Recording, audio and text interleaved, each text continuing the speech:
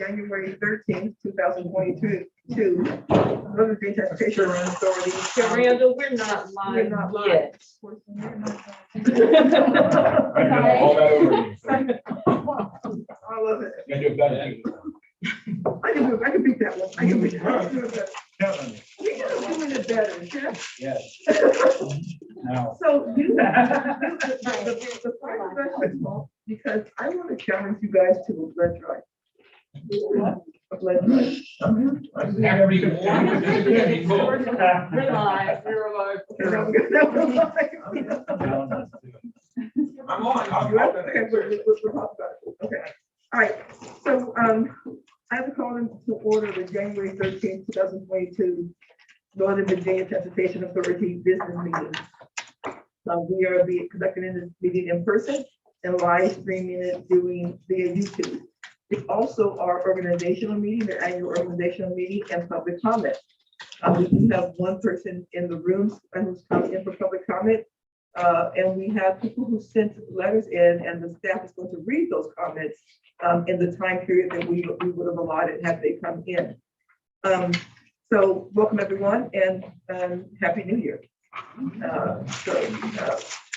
If you're online with us, we really do thank you for taking the time to join us. At MBTA, what we realize is there is no kind of one size fits all solution to congestion in the region. So that's why we look at transit options. That's why we look at transportation options. That's why we run everything from bus to rail, to bus rapid transit, to roadways, to bicycles, to pedestrian facilities, and obviously we fund roads. In fact, more than 50% or 52% of the regionally funded projects feature non-motorized transportation facilities as a supporting mode. So that's really impressive. Safety, sustainability, and equity are always important to us as we talk about the region's infrastructure needs in Northern Virginia. I will say that, you know, the discussion on equity is one we've started having more recently. And I think it's such an important discussion to have. And I say this all the time. I really do believe that, Mr. McKay, you have been one of the leading voices in the region talking about equity in every way. And so we really do appreciate that. Because Virginia is a very rapidly evolving and changing area. The authority has invited the public to provide feedback tonight on their regional transportation focus areas, the things that they'd like to see in 2022, and how they believe that we should best tackle congestion in the region through that multimodal approach that I already talked about. We've encouraged the public to submit comments as well in advance of a nice meeting online. We've got some snail mail, we've got some in voicemail.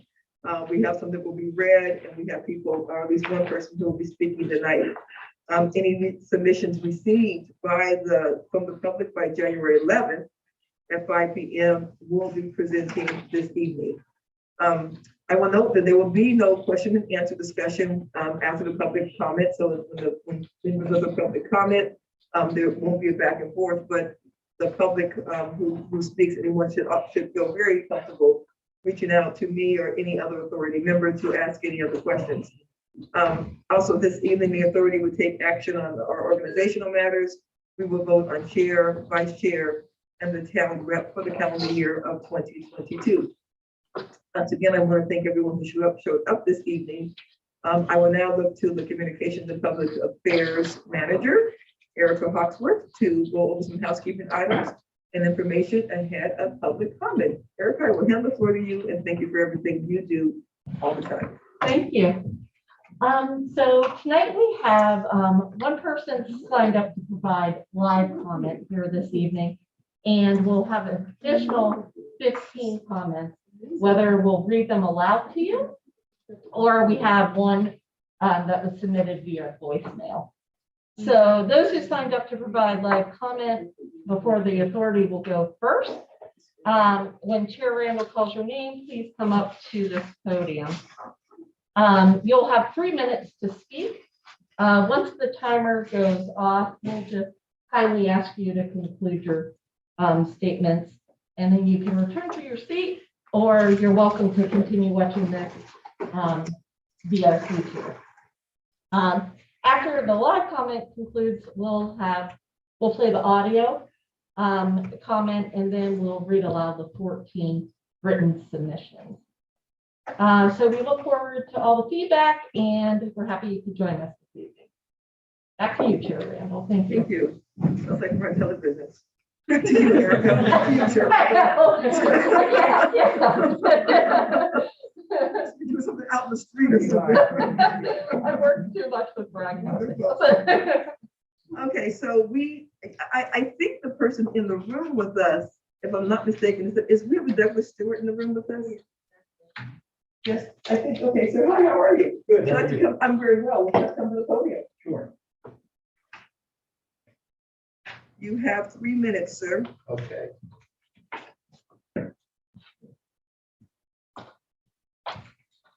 Good evening. My name is Douglas Stewart. I'm speaking tonight for the Virginia Sierra Club. We support a balanced transportation system that provides more travel choices.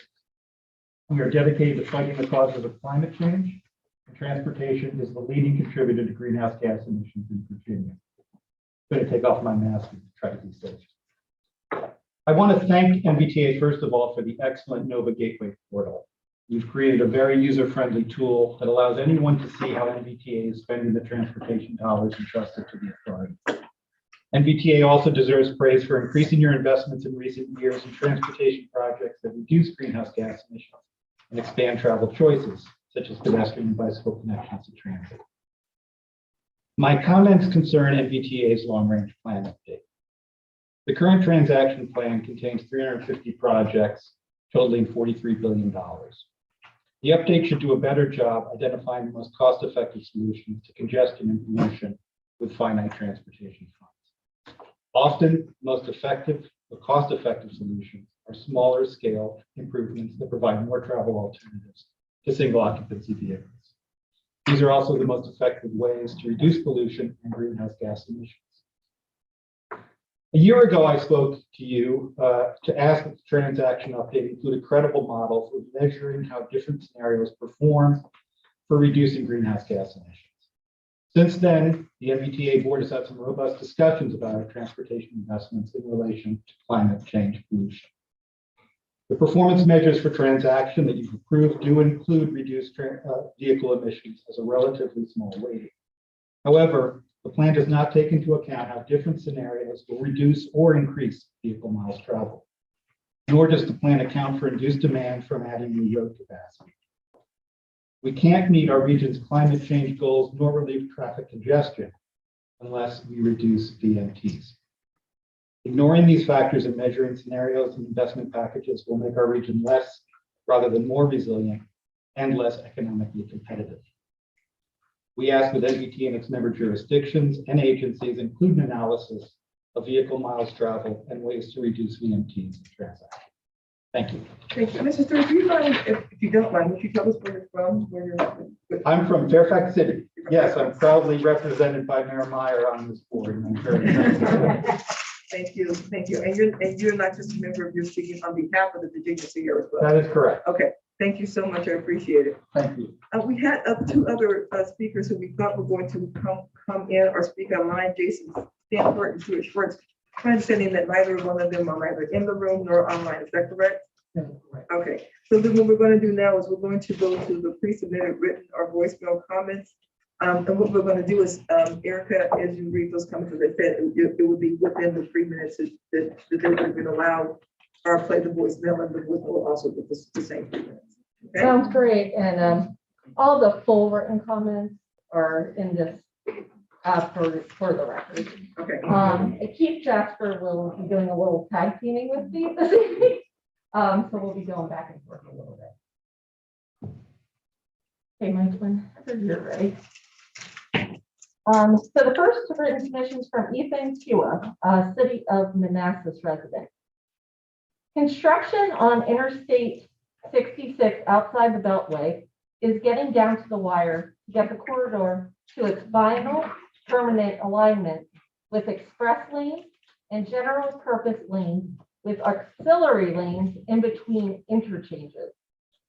Once the express lanes open, I am very concerned about the weave area for the general purpose lanes on the Interstate 66 East between exit 52 and exit 53. When Interstate 66 eastbound gets in heavy congestion mode in this area, there is expected to be a lot of weaving and last-minute lane changes for traffic on Interstate 66 East to get to the auxiliary lane to take the exit for Virginia Route 28 North. Traffic should be discouraged from entering Interstate 66 East from US Route 29 in Centerville. Traffic entering 66 East from Route 28 is expected to have more time and space to merge onto the interstate than US Route 29. A lot of 66 East traffic expects to exit onto Route 28 North. There should be several warnings for the specific exit on Interstate 66 ahead of time to let traffic know to plan accordingly. And it's a single lane exit.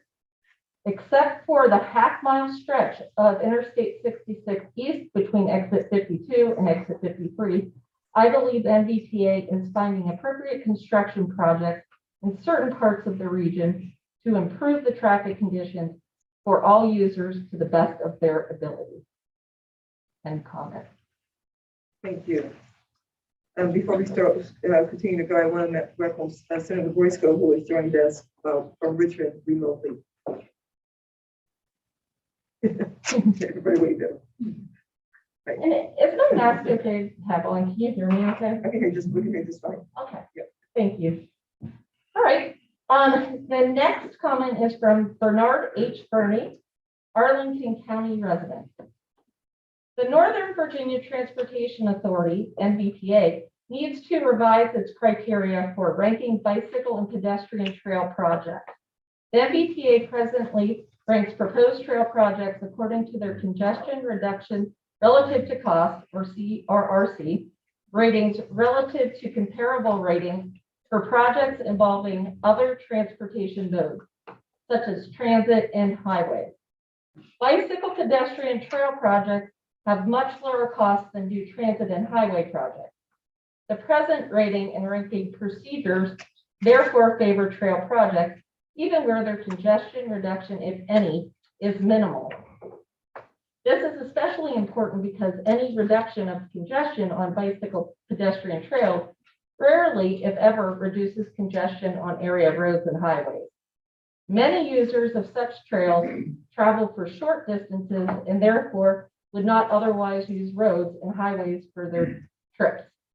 Many bicycle pedestrian trails primarily serve recreational uses rather than transportation uses. This is especially true for trails that travel through parks. The MBTA should not fund any such trail project, as recreation is outside the scope of MBTA's legislative mandate. Transportation projects that use public parkland can significantly damage the park's environment.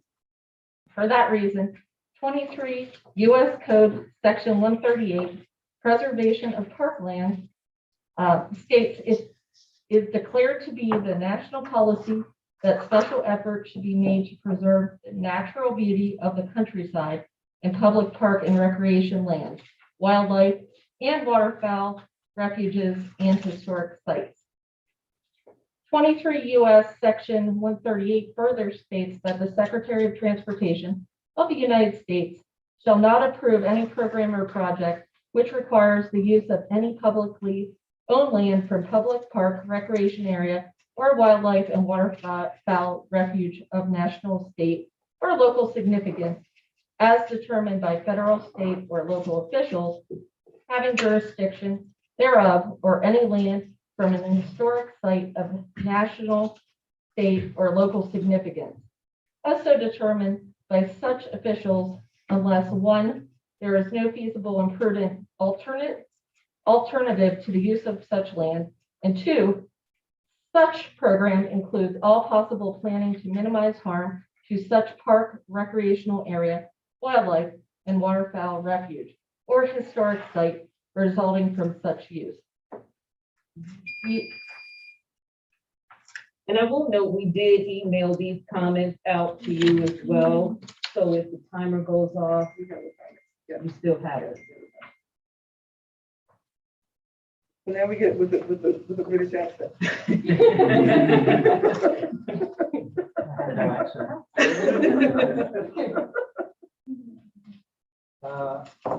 This testimony is from Xander Pellegrino from Harrisonburg, Virginia, representing Chesapeake Climate Action Network. Hello, I am Xander, the Northern Virginia organizer of the Chesapeake Climate Action Network. We are a community of thousands of Northern Virginia residents with membership throughout the Chesapeake region. Our NOVA members come to us to take action on the climate crisis. They know that car-centric planning and development continues to fuel our greenhouse gas emissions and perpetuate environmental racism. Our members are calling for reduction of vehicle miles traveled to be a key evaluative metric for what projects get funded, strong investment in multimodal transportation and bike projects, meaningful and fair engagement with public outreach processes, especially for environmental justice communities. For example, before county boards make their project proposals, they should be required to hold 2 community meetings to get public input. Xander concludes with steps like Nova Gateway provide more transparency, and some counties do submit multimodal projects. However, we know that this business as usual funding of highway expansions cannot continue if we are to have a world with more justice and less emissions. Thank you. The next testimony is from Charles Grimes from Prince William County, representing Prince William Conservation Alliance. MBTA should be funding the challenging transition to multimodal mobility rather than perpetuating the car-centric investment of the past. An analysis of the bike pedestrian projects listed on the Nova Gateway website and the percentage of funding allocated to them versus projects that facilitate moving cars is disappointing. Mr. Grimes concludes with, if the jurisdiction fails to submit projects primarily for bike pedestrian mobility, MBTA should retain a significant percentage of funding normally distributed to that jurisdiction until the next cycle.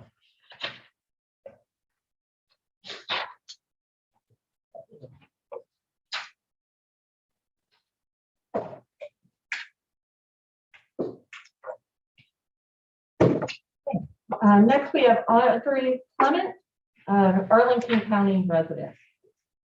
In a recent newsletter, the Washington Area Bicyclist Association, WABA, urged its members to lobby Northern Virginia transportation officials against increasing the congestion reduction relative to cost (CRRC) criterion used to prioritize transportation projects. The obvious reason is that bicycle projects, though inexpensive, don't provide much in the way of congestion relief. WABA told its members to say, quote, "We ask that you do not increase waiting for congestion reduction, as it will make it harder for bike ped projects to compete for these programs. Smart scale and regional prioritization processes must give greater weight to greenhouse gas emissions and climate change related effects," unquote. If WABA were truly interested in giving greater weight to, quote, climate change related effects, unquote, it would have opposed Nova Park's NVTA funded trail widening project, which replaced a 1 mile stretch of the W and OD bike trail with a dual trail, the width of a city street through the city of Falls Church. This project uprooted acres of vegetation on either side of the trail and doubled the amount of runoff flowing into 4 Mile Run watershed at that location.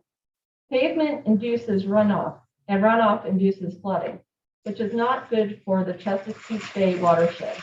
The closer pavement gets to a Chesapeake Bay tributary, like 4 Mile Run, which flows adjacent to the W&OD trail in much of Arlington County, the more runoff it induces. Evidence of that phenomenon occurred during the July 8, 2019 DC area flood event, runoff from I-66 put an entire Arlington neighborhood north of the interstate underwater. Yet, an equal if not greater amount of damage occurred along the existing WNOD bike trail when 4 Mile Run breached its banks, taking with it tons of infrastructure from 2 county parks, including part of the trail, and pouring thousands of gallons of polluted water into the Potomac River. Nevertheless, WABA has been lobbying to extend Nova Park's Dole Trail through Arlington County. Oblivious to its impact on 4 Mile Run watershed, a FEMA-designed floodway, as well as the existence of a no-build alternative to trail widening, namely the 4 Mile Run trail on the other side of the stream. Regarding the congestion relief to be afforded by its Dole Trail, Nova Parks claims that increased trail capacity will relieve overcrowding and promote access to regional activity centers like East Falls Church Metro. Okay. Next, we have Andrea Lewis, Fairfax County, Springfield resident. Dear members of the Northern Virginia Transportation Authority, I am writing first of all to thank you for making adjustments to the Nova Gateway website to allow the public to track funded projects. That is very helpful. Unfortunately, the Gateway's website shows that transportation funding is $0 to only $64 million for pedestrian and biking projects, accounting for only 2.6% of total funding. This is very concerning to me because the lack of investment in clean transportation options shows that the MBTA does not understand the urgency of climate change, nor transportation's significant contribution to greenhouse gas emissions.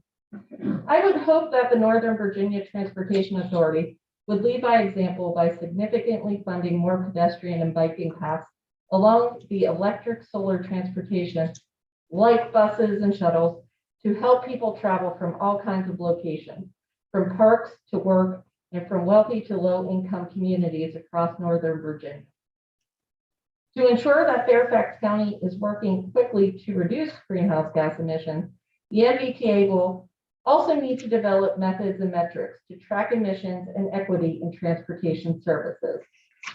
Finally, I'd like to propose that the MBTA require 2 more advertised public hearings on the proposed funding for transportation and mobility projects before the governing body endorses them. In this way, the MBTA can be more certain that the plans have broad input from a more representative number of Northern Virginia community members. Thank you.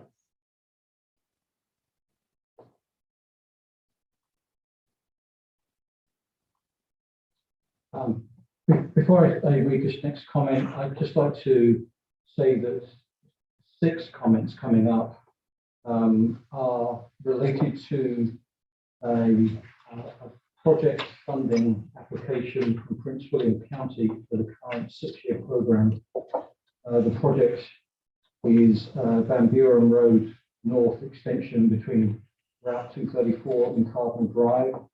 The requested amount is $80 million and the total project cost is $82 million.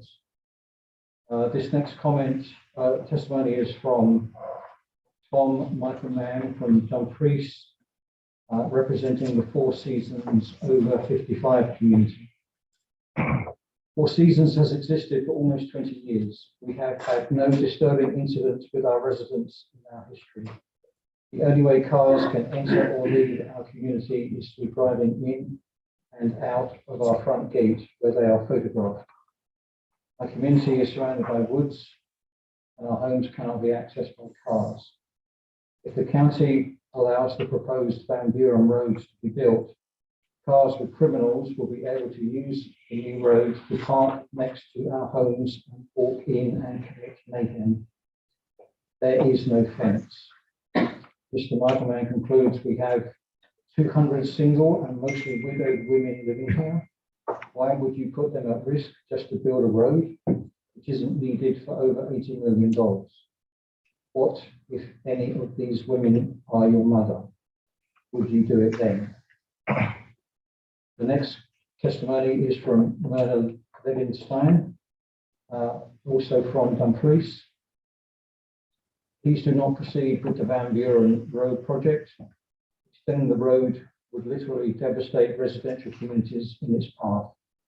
When the citizens who live in those developments bought their homes, they were deliberately not warned that they would not be living in a residentially zoned area in the future. They were not told that the Prince William government would be putting an industrial zone in the middle of their developments.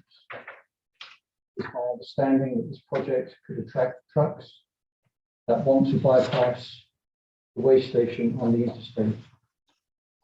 It would increase traffic to the area and bring dangerous vehicles into residential neighborhoods. Seniors who give much in taxes and take little in government services would have their safety and security destroyed by this road project. Many of them would have no choice but to sell their properties at a greatly devalued amount and leave the area. This would negatively affect tax revenues.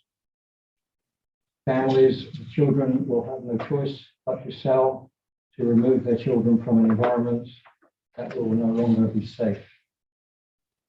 It continues, it appears that the Prince William government wants to chase law-abiding, tax-paying, middle-class citizens out of the county. The environment is also a concern. The air pollution due to the proximity of Interstate 95 and Route 234 is very high. The trees that will be killed when the road is built help the air quality now, but will be gone. The noise abatement they provide will also be gone. Hundreds of thousands of birds and animals live in the targeted areas. Many will be displaced, but most will die. The state of Virginia rejected this project last year. Why are the local politicians pursuing it when it was deemed unnecessary and harmful?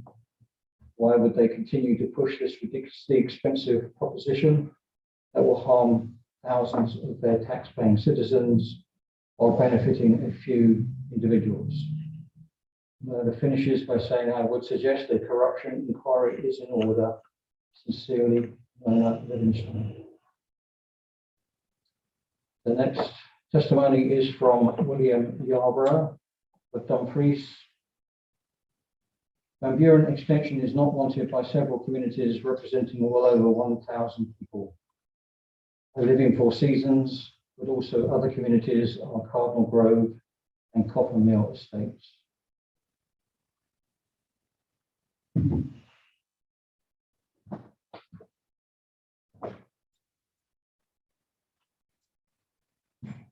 Next, we have Barbara Liddell, Dumfries, representing Van Buren Road Interest Group.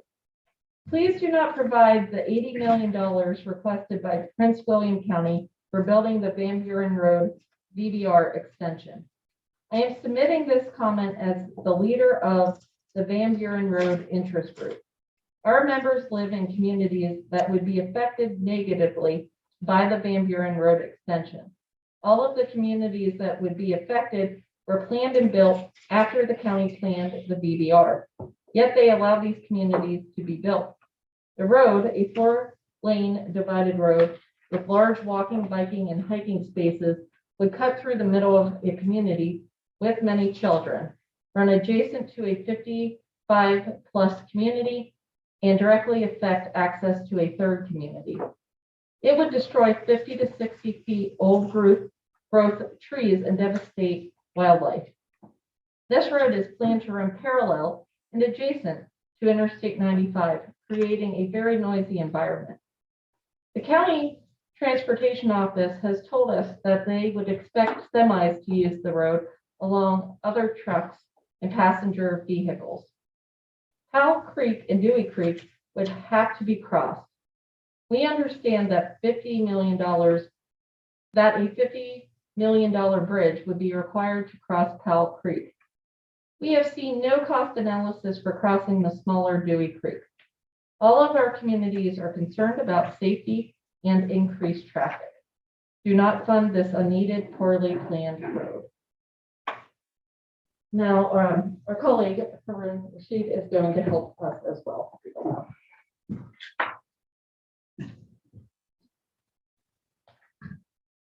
The next comment is from Miles Paxson, Dumfries. Van Buren Road Extension. Technical memorandum dated August 10, 2020 by TP Design Corporation, commissioned by Prince William County TOT. The memorandum / study does not support the project. 1. The new road would have only 5,400 vehicles per day at a project cost of $80 million, plus $2 million for ongoing environmental study. This fails any cost-benefit analysis. 2. Prince William County touts that increased safety as justification for this project, while memorandum shows no improvement in the poor level of service at 3 critical intersections and degradation at 2 times. 3. Traffic shown to approximately double on the existing 2-lane portion of Van Buren Road with no suggested relief. This is the biggest new safety hazard. The next comment is from William Little, Dumfries, representing Van Buren Road Interest Group. Van Buren Road expansion. I am a resident of the Four Seasons community of Dumfries and wish to comment on traffic issues that will surely be the result of the Van Buren Road expansion project in Prince William County. This road, if completed, will drastically increase traffic from Hale Boulevard through Benita Pessoa, Cardinal Drive, to Dumfries Road, and eventually continuing on to the current Van Buren Road that ends at Mine Road, allowing increasing traffic to pass on to the new improved Route 1. This, despite the current plans and projects that will decrease gridlock problems on Route 1 and add longer easy pass lanes on I-95. It will also make Dumfries Road a more heavily trafficked through truck routes to Manassas, Route 66, and I-81, which now seems to be the chosen route for great numbers of semis. There has already been a recent increase in traffic along Route 234, both to and from east and west, primarily with truck traffic. The current speed limit on 234 in our area are 45 miles per hour from Route 1 to the current Van Buren Road traffic signal, then 50 miles per hour and up, with many drivers ignoring those limits. This is through a relatively small area that includes multiple motels, hotels, restaurants, a proposed casino, 3 shopping centers, 2 mega churches, and exits and entrances to thousands of residences. We must already contend with dangerous, high-speed, heavy traffic every day of the week. It's quite normal to see traffic on 234 ignore or speed up to run the red traffic signals along this section. It is not only traffic safety that we are concerned with. We are worried about our quality of life, an often used cliche, but one that is deadly serious for all of us who will be directly affected by this project. There will be a great loss of wildlife and trees in our already dwindling forest area. Since this project was first proposed approximately 40 years ago, and since our own involvement over the past 3 to 4 years, we who oppose the road have grown substantially in numbers. There are now many more of us who oppose the road and should be listened to.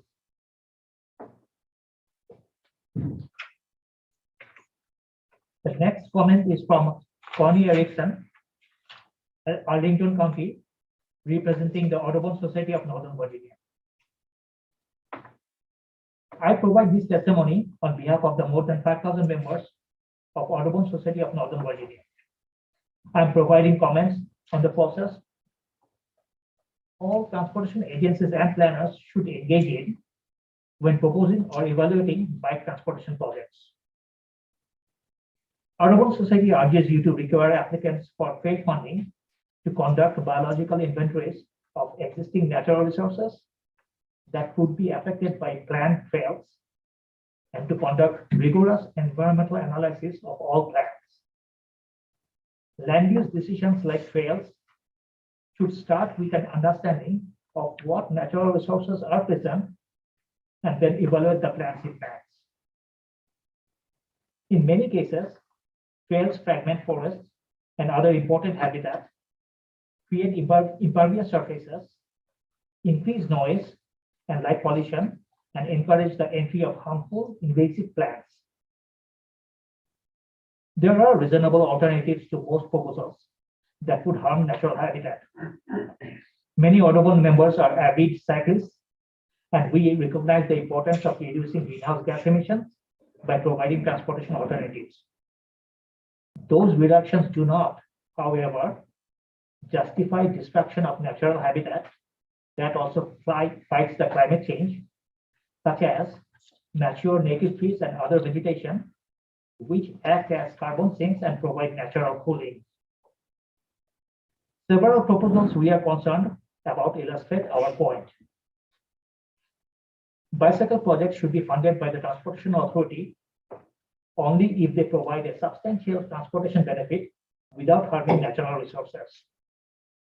Nova Park's proposed Arlington WNOD trail enhancement will double impervious surface in some of the rare remaining unburied Spring Valley ecosystem in Arlington County and result in loss of valuable trees and meadow habitat. The congestion reduction and the enhancements would provide are a matter of allowing cyclists to go faster in certain trail segments, a limited benefit that we believe does not provide appreciable reduction in road congestion. The benefit does not appear to justify the harm. Analysis of projects also should include rigorous alternatives analysis so that where a requested route will harm natural resources, the project review favors the alternatives so that the project can both arguably reduce transportation congestion and protect natural resources that also help address climate change. Thanks. We have 2 more comments after this, we have 2 more to go, right? Yes, one more written submission, and then we have one via voicemail. Yes. Next comment is Natalie Pian, Town of Leesburg resident, Loudon Climate Project. I am Natalie Pian from Leesburg, Virginia, representing Loudon Climate Project. Thank you for the opportunity to comment. First, I'd like to thank you for creating the Nova Gateway website. It is an important tool that enables Nova citizens to understand NVTA's priorities. I found the website very easy to use with complete descriptions for each project. In Loudon, I see that there is a total of 20 NVTA funded projects. Many have been completed, and I applaud projects that promote transit, such as 4 transit buses for Dulles Airport and expansion of the Leesburg Park and Ride lot. These are excellent projects. Regrettably, other projects, such as proposed roadways that connect to the Dulles Greenway, promote more vehicular traffic. This is not a desirable. First, this is an equity issue. The Dulles Greenway is expensive, creating financial barriers that exclude many Nova residents. NVTA should support projects that ensure mobility for all. Second, this is a climate change issue. More vehicular traffic exacerbates climate change, and based on the latest Intergovernmental Panel on Climate Change report, the UN Secretary General proclaimed, quote, code red for humanity, unquote. Climate change must be mitigated, not exasperated, and the NVTA can choose to help or hinder. The 2018 Virginia Department of Environmental Quality Virginia Greenhouse Gas Inventory reports that in Virginia, transportation is the largest source of emissions, and that passenger vehicles are responsible for 58%. Locally, this is also true. The Metropolitan Washington Council of Governments fact sheet shows that transportation is the largest source of emissions. Clearly, vehicle miles traveled in NOVA must be reduced through funding bike and pedestrian-only projects.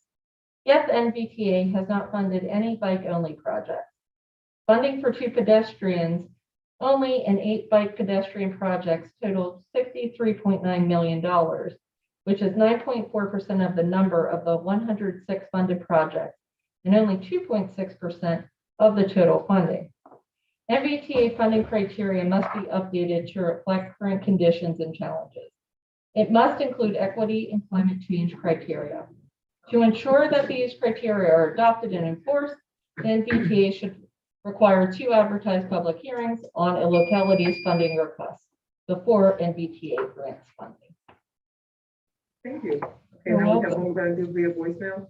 Yes, Mackenzie will pull that up All for you. right, wonderful. Thank you. Looks like Ms. Delegate Watts has joined us.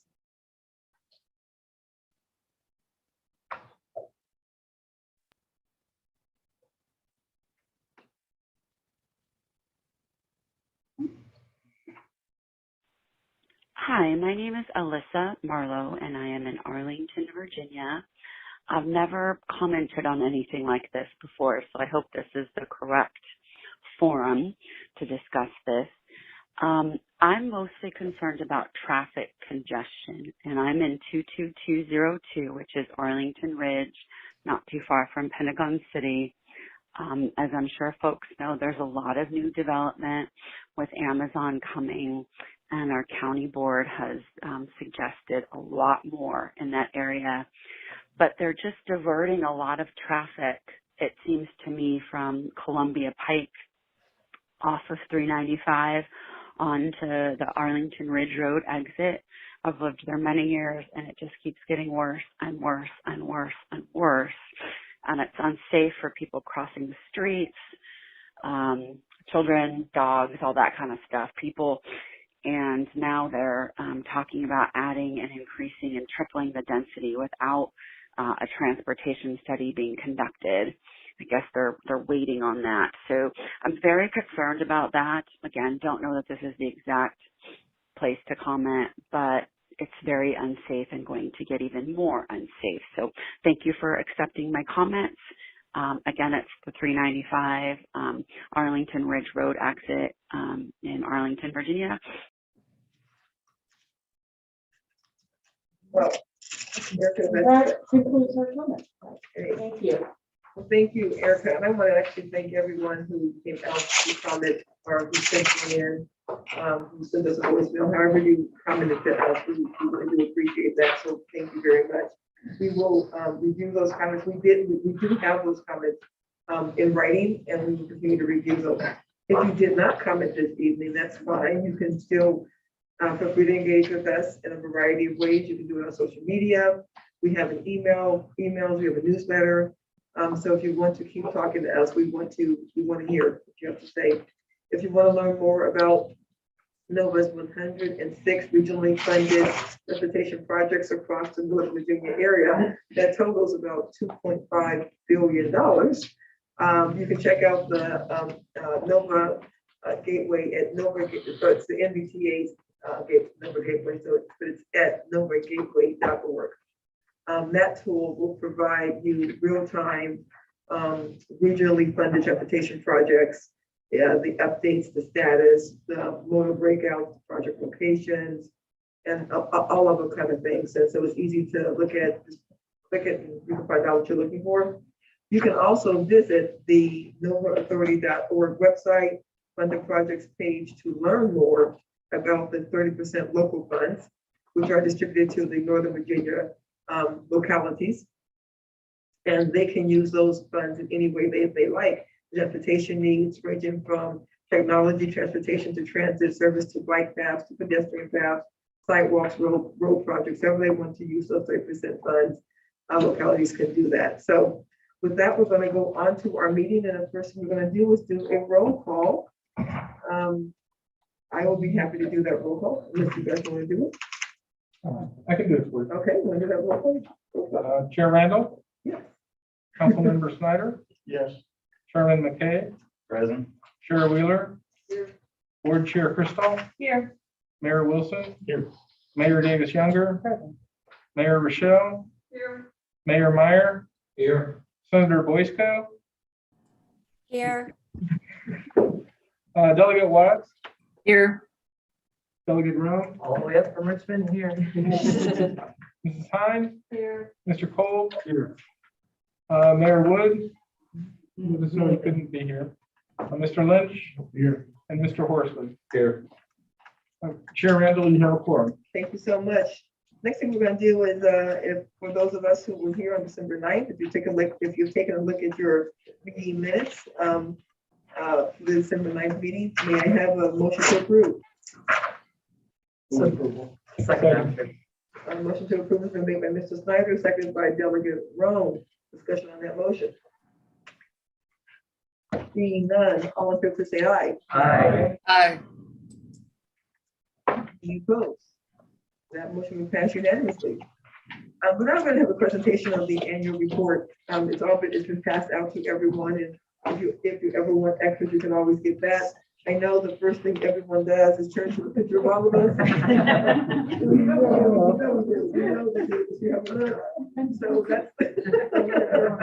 So that's on page 2. Everybody turn to that, look at the picture, and then we can go on with it. I'm doing this. You know, that's the first thing we do. So now that we've all seen how great you look at the picture, we can go to the report.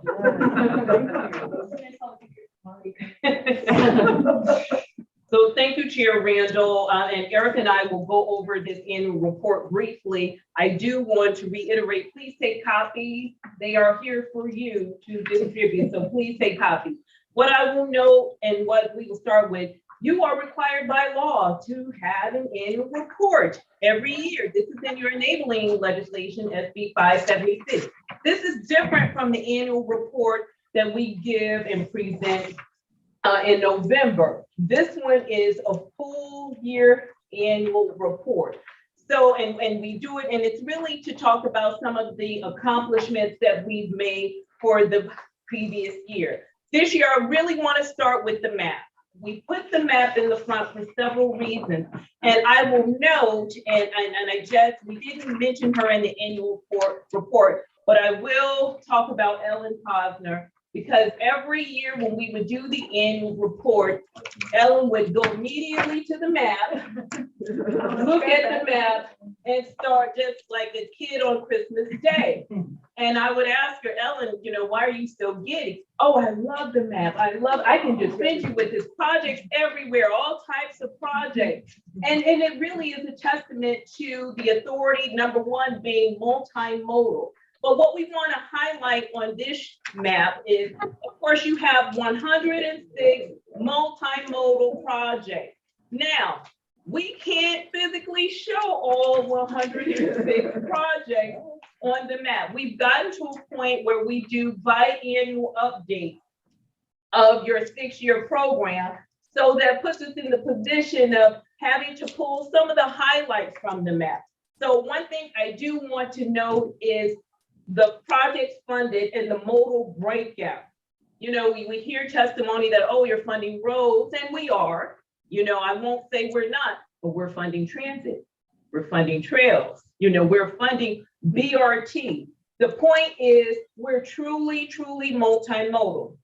And one thing I want to highlight, in addition to the 7 funded projects that are solely pedestrian and bike path projects as the primary mode, we have more than 50 projects, or 52% of the total projects that we're funding have featured non-motorized transportation facilities as the supporting mode. So when you look at the map and you see some of the projects, I hope and encourage everyone to go to the Nova Gateway dashboard. That's where you can get all of the information. We've just really gotten to a point that in order to keep it cost effective and have a map this size, we just can't put all of the projects on the map. But this is why we have the Nova Gateway system. You can look at projects by mode, by jurisdiction, by project type, the funding, and you can get all of that information. So we're pleased to unveil your 2021 annual report. And like I said, please take some with you. this evening once we're finished. And if you don't, we'll probably drop some off at your locality anyway. So now I'll turn it over to Erica to talk about this year's theme. Thanks, Monica. So as you can see on the front of the report, our theme this year is putting a stamp on the future of NOVA. This plays up on the theme that we were using throughout the public engagement period during transaction. We wanted to take that through the annual report. Also for the first time, just as a design element, we use this gold foil effect of the Northern Virginia seal. And between the stamp design element and this foiled seal, it almost gives it almost a passport type approach. A passport type approach. Savage.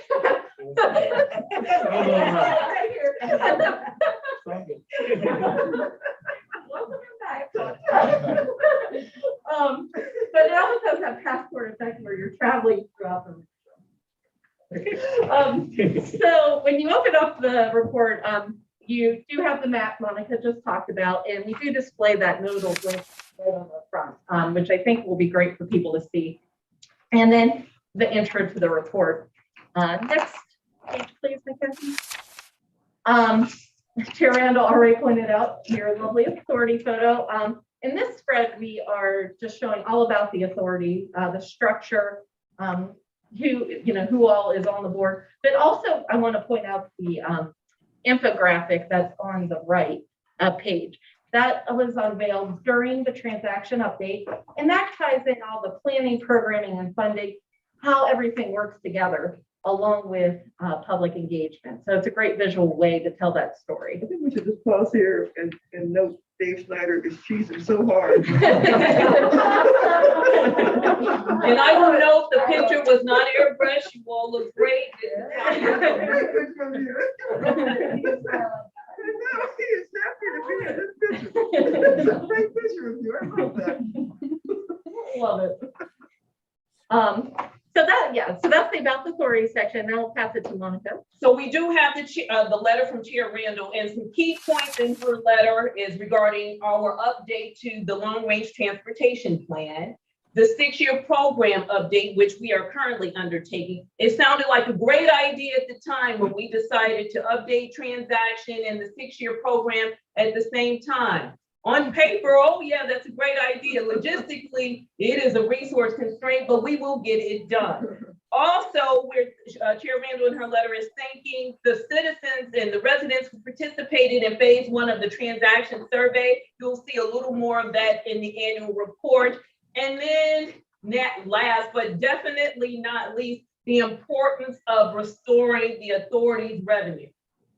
We also talk about the 6-year program update specifically. On the opposite page of Chair Randall's letter, there's a summary of the activities that we've conducted to date on the 6-year program update. I do want to note this is our 6th funding program.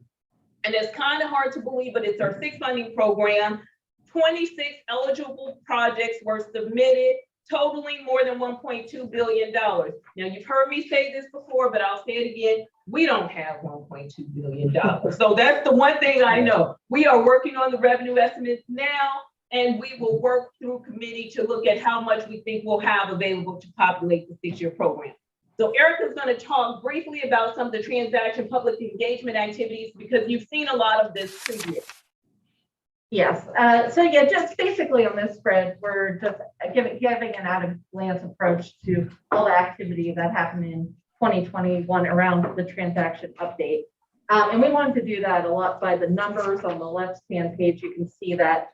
And just some things I wanted to point out that we didn't discuss previously was that we did get a 16% increase in Facebook followers and a 35% increase in Twitter followers this year. So that's great. And people have been very engaged even throughout. We also got 2,000 plus total link clicks on transaction survey posts. So, and then on the right-hand side, you'll see how you travel at a glance. We just wanted to give a quick summary of that great survey that went out. So many people participated, and you can see in a nutshell, what people told us, particularly, transportation priorities for the region, like more transit, walking, biking options, reduce traffic congestion, and improve travel time. So flipping on the next page, you've seen this before as well, but it's the authority economic impact analysis. While our charge is congestion reduction, we cannot ignore the fact that investments in the transportation network does directly impact the economy. And so you have this chart now. I won't go over it because you've seen it before, but I do want to highlight that we included the 30% local distribution fund that you all received to do some localized or regional transportation projects, something that tends to go under the radar, but we did spotlight it this year. Oftentimes I get some inquiries, oh, how are the localities using their 30%? We do contact the localities and ask how the 30% funds are being used. The one thing I will note about 30%, there's no sunset provision on the 30%. Once we conduct the certification process, we remit those funds. Some of you are using them now. Some of you are stockpiling them to save up for larger projects or whatever the case may be. But we did try to highlight the 30% funded projects. In FY21, 30% local funds totaled more than $104 million. So that's $104 million that the region had in their 30%. The overall total of 30% funds is more than $720 million. And you can see that breakout by chart by each member jurisdiction. So Erica is going to briefly walk through project spotlight and some of the innovation work. Yep. Thanks, Monica. The project, you'll see here on the next spread, the project spotlight on transportation projects that are actually located in each member jurisdiction. So you'll see a familiar project in here, and that's using the regional revenues, as well as representing a variety of those.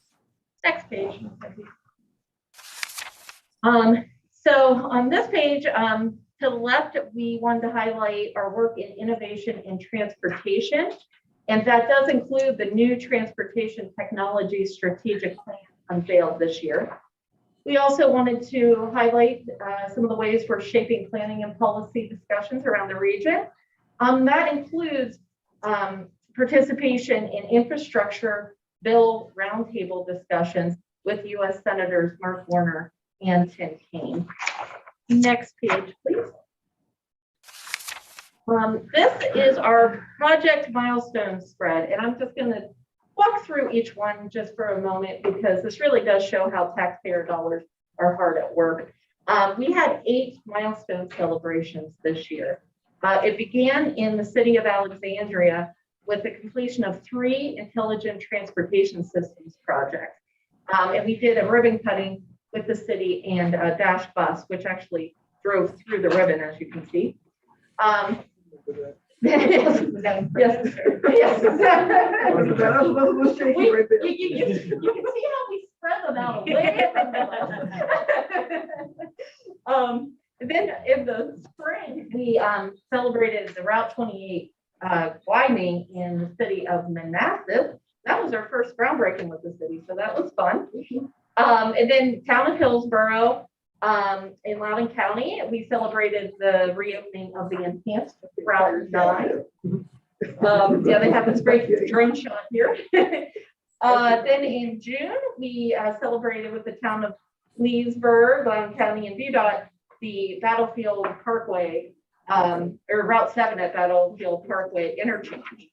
And then in August, we joined the Omni Ride in celebrating the completion of the new Western Bus maintenance and storage facility.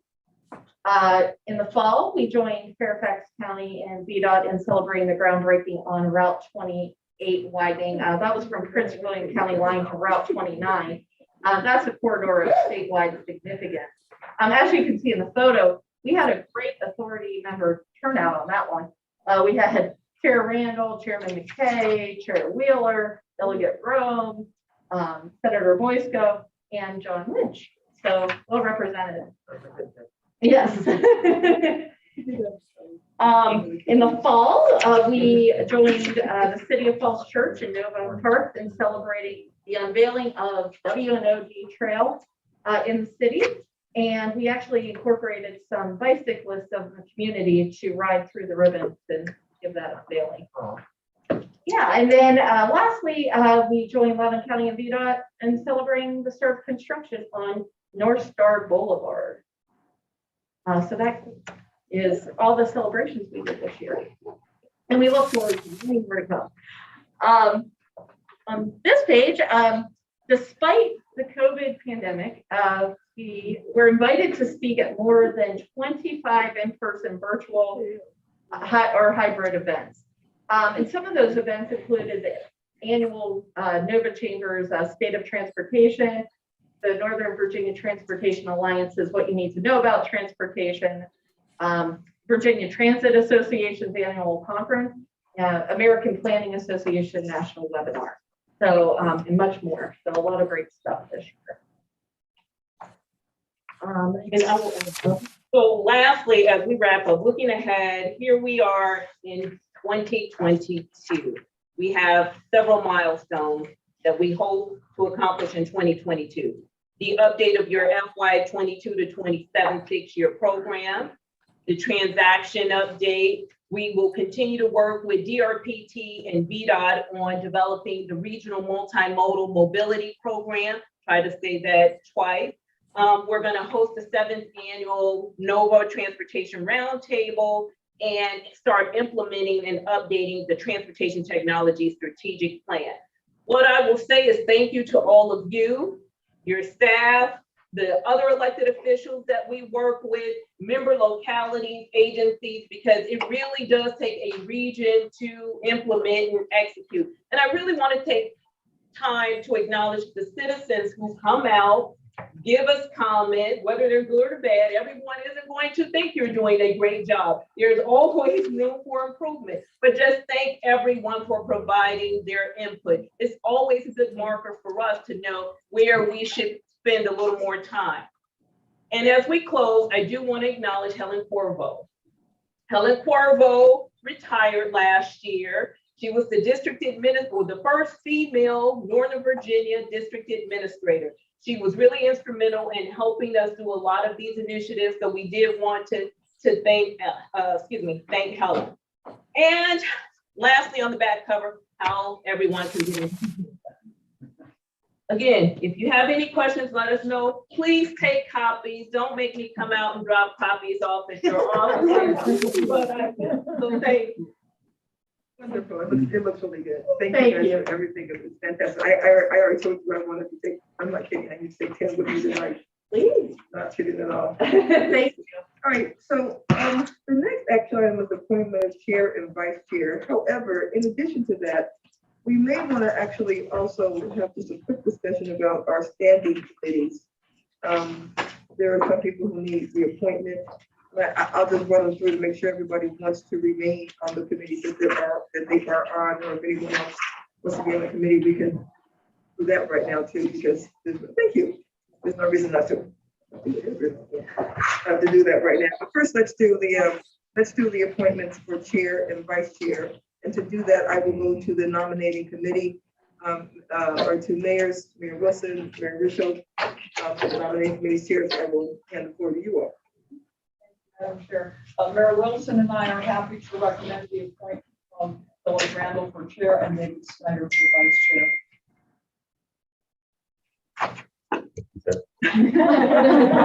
Madam Chair, you accept the motion? I am accepting the motion, so I shouldn't comment on that. Yes. I would like to move the recommendation made by our mayor. To reappoint, re-elect Chair Randall as our chair and re-elect Councilman Snyder as our vice chair. Motion's made, seconded. Are there anybody else on the floor? Discussion on that motion? Thank you for your willingness to serve. All in favor, please say aye. Aye. Any opposed? And I will abstain. That will pass with one abstention. So I do want to thank you, by the way. Thank you.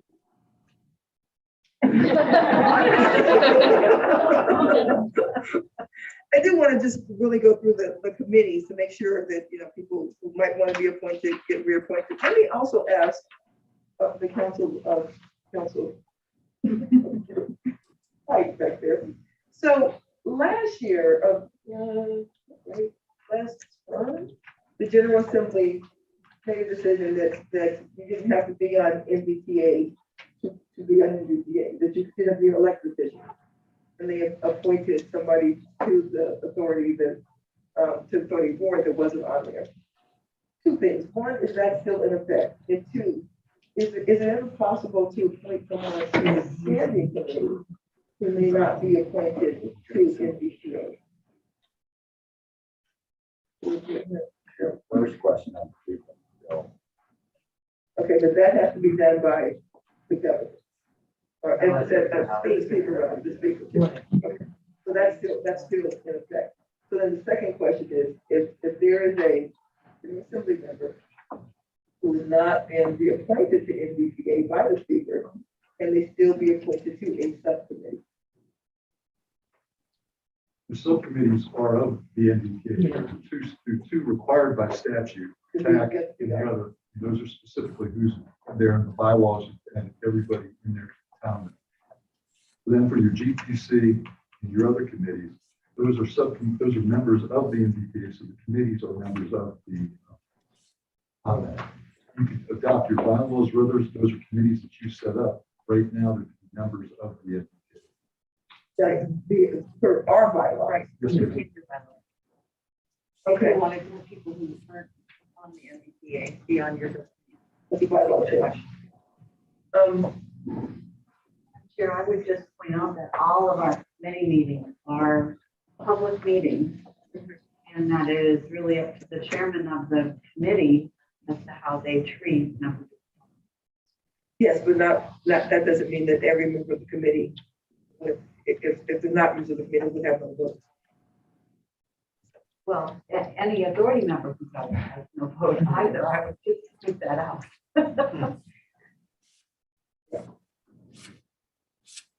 Okay, I may want to proceed this discussion further later. I just wanted to get those questions answered right now.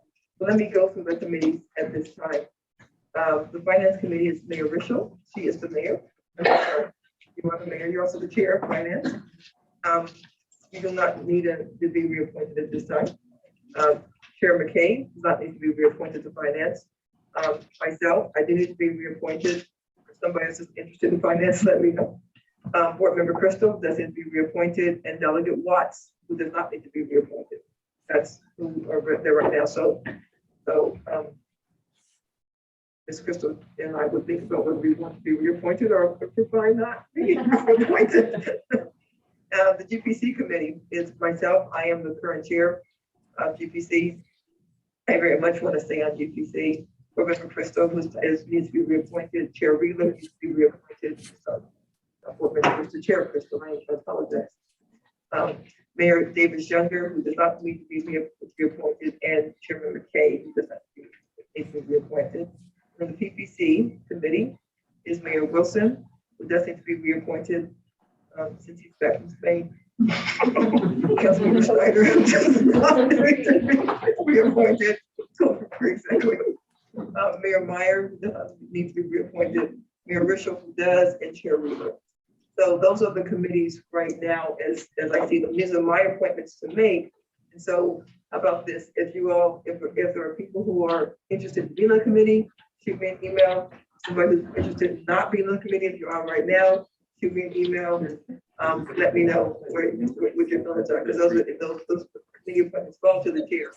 I just didn't know if all of you knew when you come off, when you were on, and that type of thing. So feel free to give me an email or a text or a phone call or whatever. That's what they did right now. Okay. Okay. The next thing we have to do is to appoint the town member, and the person who's been nominated, who was expressed interest in serving, is Derek Wood, who is the mayor of Dumfries. He is not here right now. He is in Puerto Rico. So he did send a very short statement he asked me to read. it's very, experienced. Inescapable. It's a tie between transportation in our community, like oxygen. We take it for granted and cannot imagine a world without it. Excited to serve with other regional leaders to help bring productive, proactive solutions to our transportation network. So that is from Mr. Wood. I will say that other town mayors were called and asked if they'd like to serve because it's a rotation. And it wasn't actually time for Mr. Wood to rotate back on, Mayor Wood, but they declined. They declined. And so when he left us a couple of years ago, he said he couldn't wait to come back. So is there any objection to Mr. Wood being take the town mayor position? I'm going to move the appointment of Mayor Wood to the town mayor. Second. Motion made and seconded. Discussion on that motion. All in favor, please say aye. Aye. Any opposed? That motion passed unanimously. Item number 8 is the adoption of our meeting schedule. If you looked over it, I just want to make sure, because I did look over it, but sometimes in our meeting schedule, Monica, we miss Yom Kippur. And I don't know when Yom Kippur is this year. Did you check for that holiday? We did the I believe we checked for all of the holidays. Okay, that's wonderful. Does anyone see any issues with the meeting schedule? Is there a motion to approve the schedule? I have a question. Sure. So November 10th, 2016, what day is the election? It's before that. Oh, that's it, yeah. I only ask you, it's a state holiday. Yeah. Is it the 8th? Is it the 8th? It has to be first. No, it's the first Tuesday after the First first Monday, Monday. that's right. So it could be, okay, so the, okay. First one, yeah, it's a state holiday. For now. I'll reserve power. Madam Chair, just to confirm, we are, there was a note that April 14th, maybe the 21st. And so I just want to make sure that the motion was for the 14th, which I support. Right, is there a motion? We'll move adoption. Okay, very good. So a second. Second by Mayor David Younger. Discussion on the motion. All in favor, please say aye. Aye. Any opposed? That motion will pass unanimously. Number 9 is the approval of Fairfax Roadway Network North Fax West Regional Standard Project Agreement. Mr. Lungi, do you have anything to add on that before I go to Mr. Kay for a motion? Nothing to add, Madam Chair. Nothing to add. I'm sorry, that was the Mayor Meyer. I'm sorry, Mayor Meyer for a motion.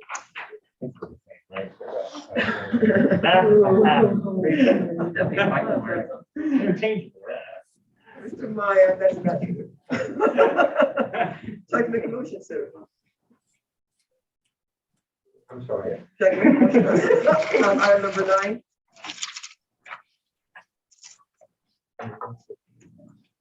All right, thank you.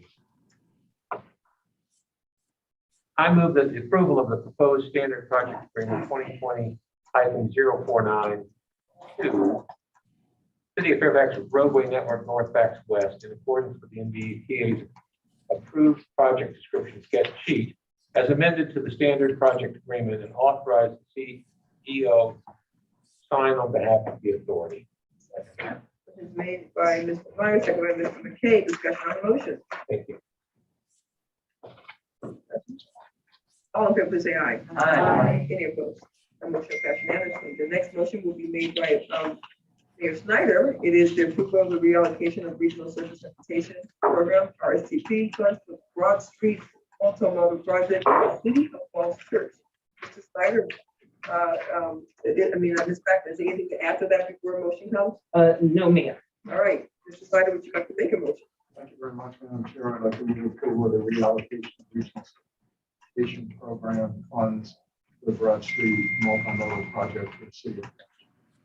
Second. Motion's made, seconded by Chairman McKay. Discussion on that motion.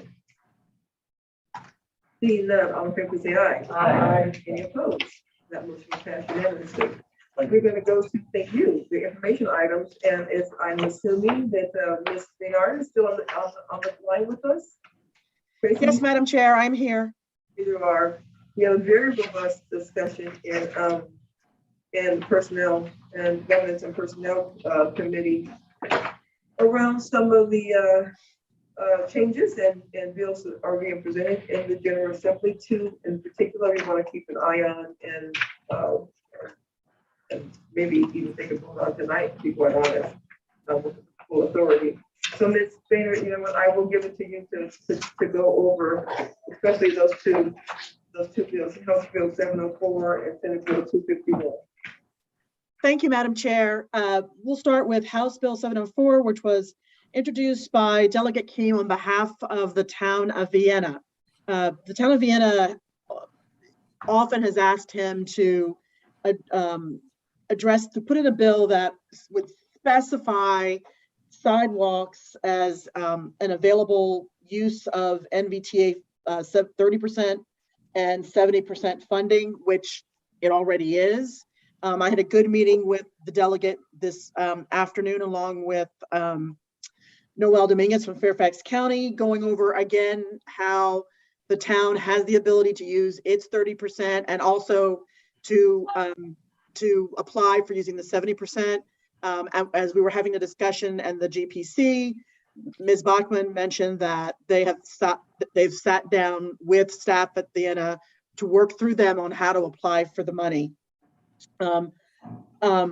Delegate King was really interested in sort of the work that had gone in the past, and post-session, we're going to follow up with him to maybe help the town identify some additional revenue sources or understand better how they can apply on their own for the 70% money for sidewalks. But he does understand that as we have in the past, we do have a challenge of looking to Christmas tree our code sections of adding specific things in that in a way reduce the flexibility the authority has in each funding plan to take on priority projects per the performance measures you all have adopted. With that, I will stop to see if anybody has any questions. Before I go to Mr. McKay to blame for all this. Let me ask Tracy, after your discussion with Delegate King, did he indicate that he's going to keep the bill on his docket? Did he indicate he might pull it or anything once he was? We didn't get that far. I told him that we were going to have a conversation tonight, and that I would return to him with the group's position on it. Again, he's got a lot of bills that he's focused on. He's introduced many topics, some of them other bills that the town had wanted. So at some point, he'll have to figure out where his time is best used to advance goals for the town. Okay, but as of now, there was nothing to indicate that he wants to pull that bill. Correct. Okay, all right. Questions for Ms. Boehner?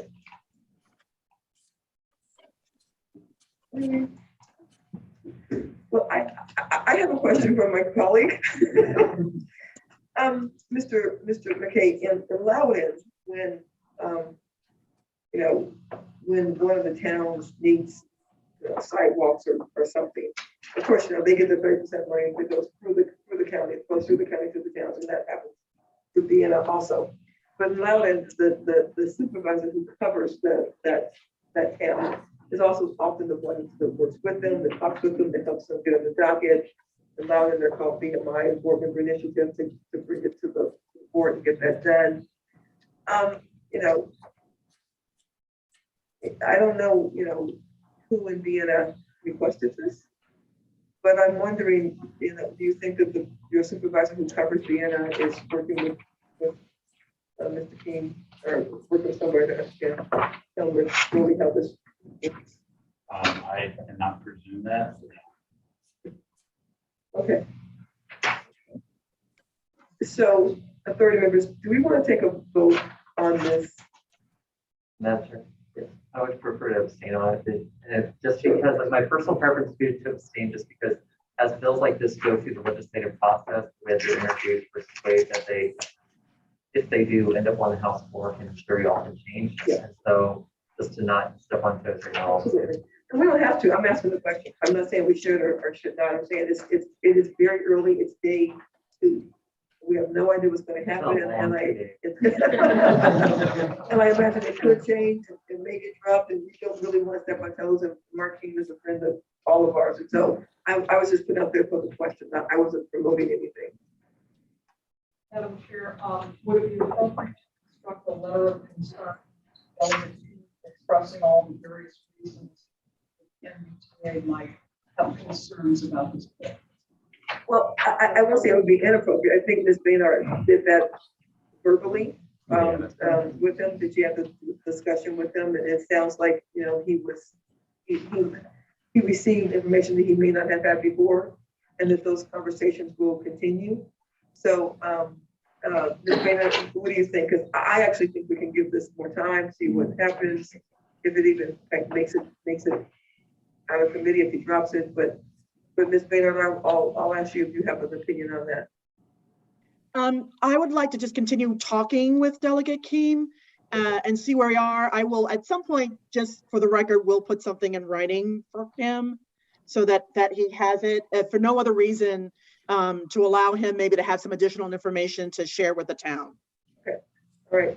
Does everybody feel good about that? Madam Chair, maybe just sort of as a rule of thumb, we might want to avoid taking formal votes or issuing formal letters on legislation this month, and then Let's do this early. let Ms. Baynard work her magic, and then especially- we can be prepared to take the more formal position. Yeah, it's very, again, although it's a long day too, but I understand it's still only day 2. We just, yeah. I was just gonna say, I think that is the appropriate thing to do. I'm not so sure that the other piece of legislation doesn't merit a sooner weigh-in to respond to Ms. Crystal's comment. But I do think that that's the appropriate thing to do with regard to Delegate Keem and continue to work on this issue. As I mentioned earlier, I don't know what kind of coordination has happened with any of the supervisors in that area. I do know that this is kind of a perennial issue. I know that it's changed over a period of time, and I certainly would like to get more information. Sure. I wasn't advocating for it. It's a short session, but by the time we come back, we'll be. It's a long session. It's a long session. Yeah. Long session. Crossover is probably, February? February 15th is the last day they can act on their own bills. That's great, wonderful. You guys can cross over now. It's February 10th, so that works just fine. Any other questions or thoughts on this one? All right, would you like to go to Senate Bill 251, Ms. Bennett? Sure. Senate Bill 251 is from Senator Serville. Had another good conversation with him today. I wanted him to walk me through the bill, make sure I understood what he was trying to accomplish. His stated goal is to provide dedicated funding that is available for bike ped trails that are not connected to a road project. It is his belief, stated to me, that if dedicated funding is provided, it will jumpstart, it will encourage localities to pursue that funding and pursue more independent bike ped trails than they currently do. His funding sources are 3. It is 10% of the 30% local MBTA revenues, 10% of the 70% regional revenues, or as my colleague said, 20% of revenue.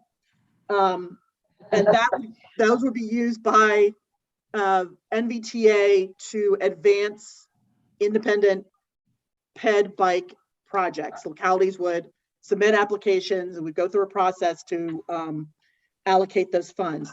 The third funding source is the Federal Transportation Alternatives Program, TAP. His bill would essentially take 30% of the state's allocation of TAP that would be given to the authority, and the authority would use that money along with the 20% of our regional funds to provide dedicated funding for independent bike ped facilities. There is an enactment clause which states that no additional TAP funds will be spent in Northern Virginia beyond that 30% identified for bike ped. And that is the bill in a nutshell. Questions from Ms. Maynard or comments or thoughts?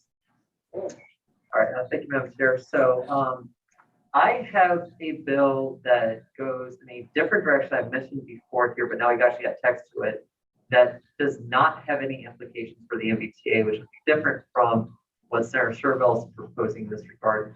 He's also, his bill would at least, if nothing else, it has, continual funds year to year. So you have some sort of predictability in terms of funding, whereas mine is going to have a lot less, but it's also not going to have the issues that the MBTA has already identified with that bill.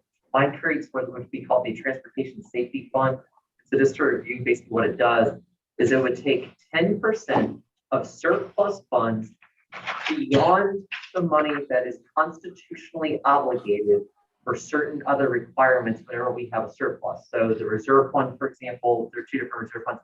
Those get a certain percentage of surplus money.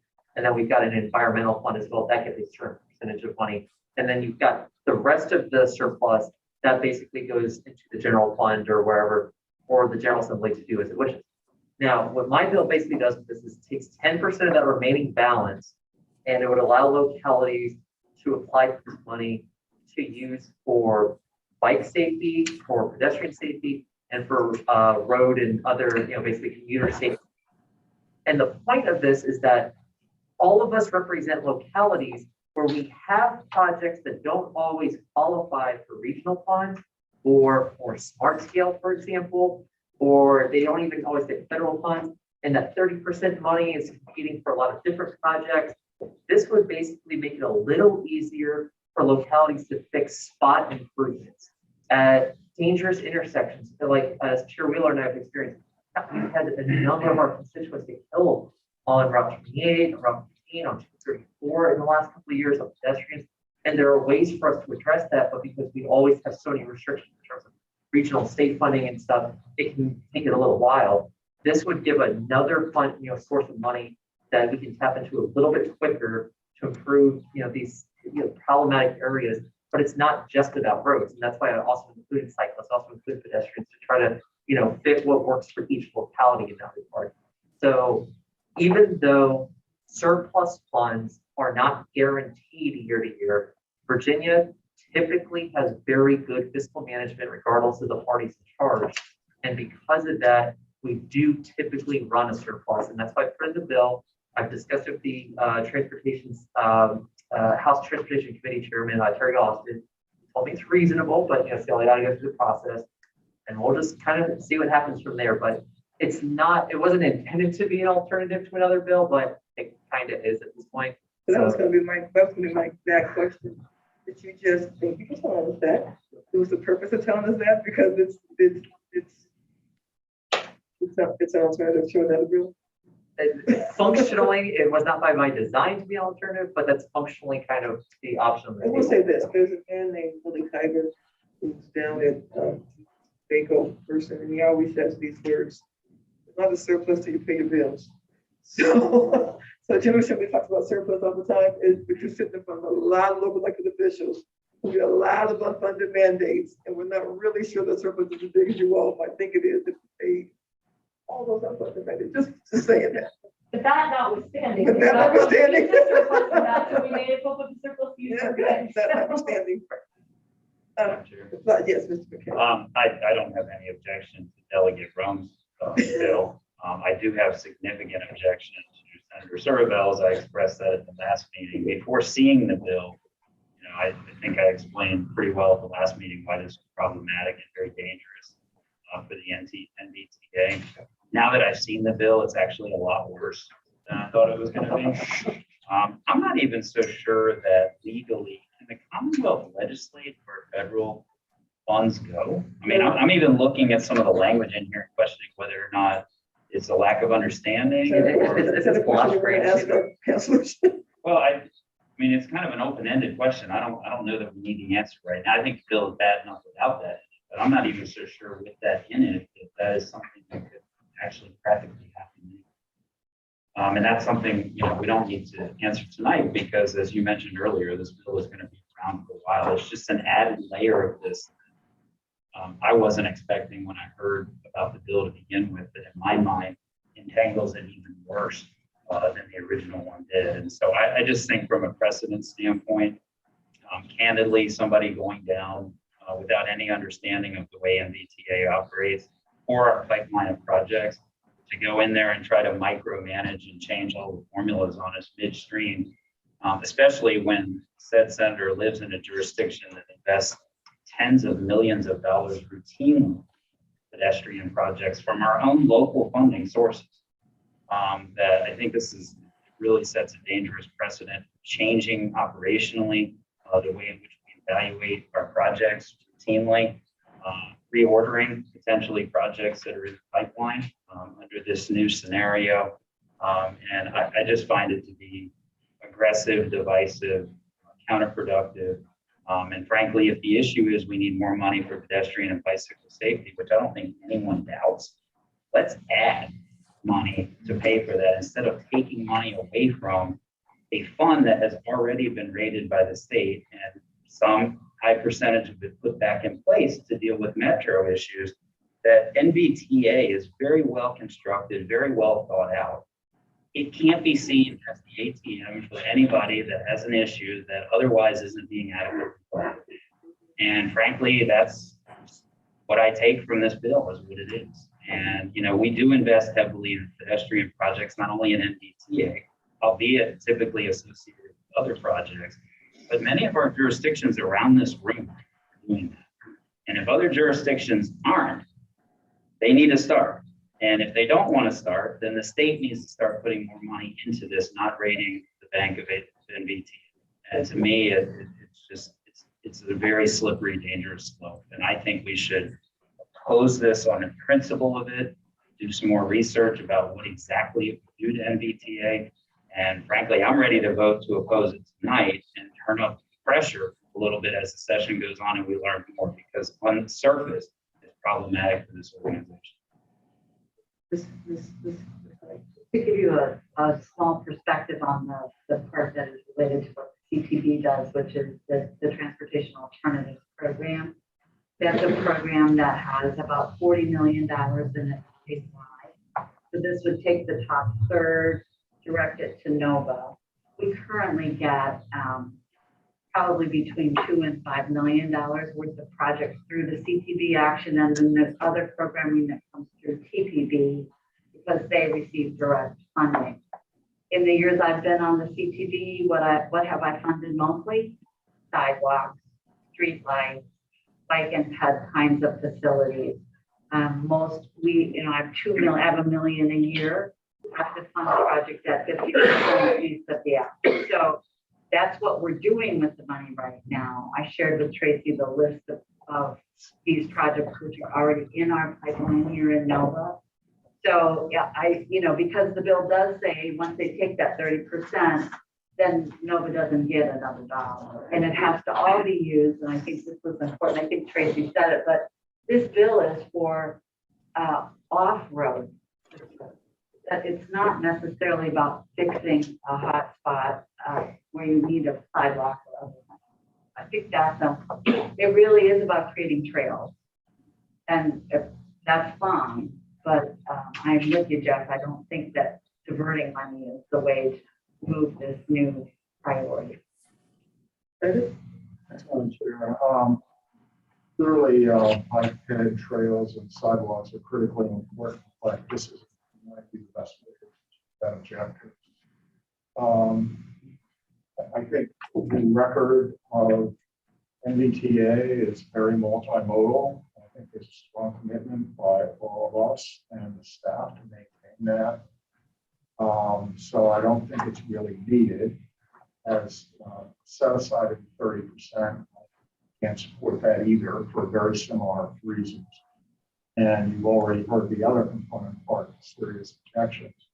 There are probably many better ways to do it, and Delegate Rome has proposed one that could well be a far better way to do it. So I'd be prepared to support Chairman McKay in an opposition statement, but one that states very clearly the eligibility of these kinds of programs under the current system. We take on board the importance of these things, and that we hope that additional money over and above MBTA money that we should be getting, in addition to what we are, over and above that, we would certainly be willing to work to see how that could occur with designation. Thank you. My only comment would be, Delegate Watts. Yeah. Thank you, Madam Chairman. I have missed some of the dialogue because of the audio. And this is hopefully given as an NVTA member, not legislator. But the thing that concerns me is, having been very much involved in that careful crafting, is that until circumstances prove otherwise, our first priority always has to meet the test. Does it mitigate congestion? And I am very concerned that this amount of money being targeted for this specific purpose is wrong to separate it out from the balance of all projects as to whether they are the most cost beneficial in reducing congestion. That's not to say that one of these projects doesn't qualify. We do fund a lot of multimodal, but I just don't want to have a separate stream from that criteria.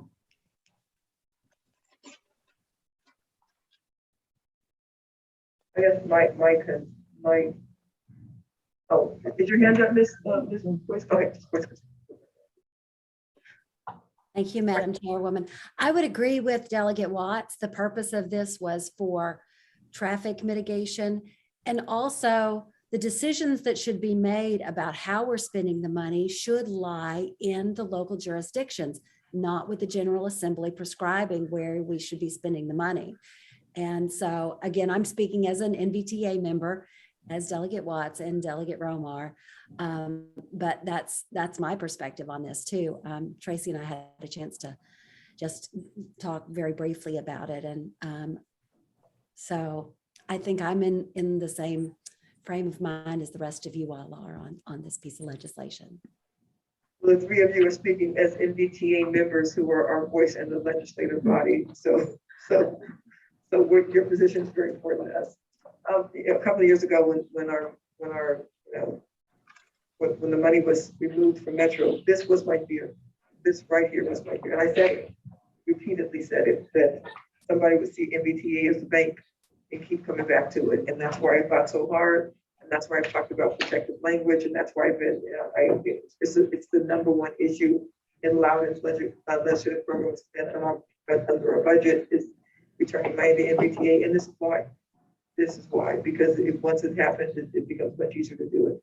So, and unlike House Bill 704, Senate Bill, that now that we have a number of 251, this is not the first we've heard of this, not the first we spoke about it in this body. And so while I do think it is right and correct to see what happens with 704 and we have to come back and do something, okay, but this is a different issue. Whether or not you think it's a more egregious bill, maybe you don't. It's not the first time we've had the discussion in front of us, and so we've had kind of a bit of time to chew on this one to find out and to think about where we want to take this, what we want to do. So then I'll put the same question out there just for discussion: is there a desire to have a statement, take a vote to do anything regarding Senate Bill 251. Yes, I think that would be entirely appropriate. I agree with Chair McKay. I'm ready to vote tonight. Right. Does anyone have a different opinion? I'll maintain my abstention. Of course. And Ms. Watts, Ms. Boyce, if you all want to abstain as well, I really understand that. Yeah, Mr. I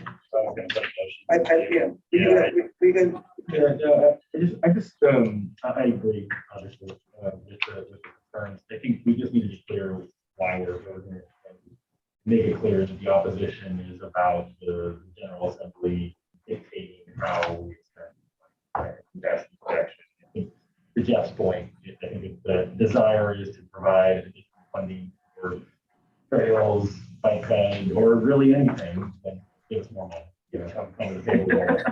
And we'll be happy to, anything they want to do. Is that what you say? Yeah. We will be happy to spend that money. Just let us know. Can I just ask a question? Sure, that's right, that's right. Just, do you feel that way? I mean, what if he stripped out the MBTA and he took all of the transportation alternative money and said, that's gonna be only trail money? And the only reason I'm asking. That's still not more money though. Yeah, I think more is more is the key. Additive. Okay. Yeah. I just, when you were saying it, and I heard it in relation to MBTA, I didn't hear it in relation to the other place you want to take money. No, I think okay. Obviously, we're in MBTA. I think our concern is about MBTA here in addressing that you have the General Assembly trying to allocate, anything that's allocate more revenue. I think that's the concern. You're right that there are other concerns about this bill beyond that. I think I want to try to keep us focused. I mean, the General Assembly, and they can feel free to allocate their money however they want. I certainly have opinions about that, but not necessarily the MBTA should voice that. So I think that's what I'm trying to differentiate. Okay, thank you. Mr. McKay, you have something already prepared? I do not have something prepared. I was just going to move that, we vote to oppose this. Largely, I think we provided enough commentary here to create a letter working with staff. I do think, however, that the letter needs to begin with a little bit of walk down history lane, including, provisions that are already in place, but also what happened with the Metro funding, and that we're not even back to the amount of revenue that MBTA started with. And so any efforts to further minimize that, and of course, we can share the list of unfunded projects that exist that are affecting all of our jurisdictions. But I think we need to start with the point of that we're not even back to where we were. We opposed, what was happening with Metro money because we knew it wasn't going to be replaced. It hasn't been fully replaced. And that any efforts to pursue additional money for trails we support, but outside of the context of using MBTA money or dictating terms under which MBTA must approve such projects. And I think if we walk down that line, I think that's highly consistent with what's been said here. But I don't think there's a full recognition that we're not back to the funding levels that we began with. And I think that needs to be an emphasis point in the letter. I'm going to second your motion and add, and I don't know that the next 4 years will get us back to where we were before the money was removed. Yes. I've been generally trying to avoid duplicating my comments, and GPC did not go on the meeting, but I'll just add, not only do I agree with Chair McKay's point, but I, just to echo what I was saying earlier, specifically the effect of throwing out 30% funds for jurisdictions like Arlington and Alexandria be catastrophic for funding bike head projects specifically. So we tried to limit with staff, and I think we have some head nods there that I think we can probably include some data to specifically show that the action in 2018 did more to gut bike head projects. That is a great place to start in terms of restoration. And I would be glad in UPC, which was, Ms. Crystal said that at the time, taking this 30% is going to stop us from doing some smaller projects, some bike ped projects. That was said then. So this is not new information. All right, so the motion was made by Chairman McKay, and I seconded the motion. And the motion is to oppose, and we will ask Ms. Baynard, do you have, and Ms. Blackman and staff, do you have enough that you need from with the discussion to craft the letter? Yes, you guys did a great job. I was taking notes, so I'm going to put all this in a nice formal response back to the senator. There's really some good points. And again, I think it's the issue of we can't keep identifying good ideas, whether it was dedicated money for Metro, bike ped, but by doing it, by taking away the few monies we have right now, that's not going to work. It has to be a net increase to get to the additional priority. I want to say, I'm not gonna say new priority, the additional priority. Yeah. So We're starting with history. but starting with the history, absolutely. All right, motion was made. There's a motion. Yeah, Yes. I just want to say, Councilmember Snyder and I have been on the MBTA since it was reconstituted through HB 2213. And we have seen almost a constant attempt to tamper with the MBTA, tamper with the enabling legislation. And I'm concerned that there is no end in sight. So I guess let's make this letter as strong as possible. If you're looking for also having an acceptable alternative that you like to endorse, I suggest HB 546.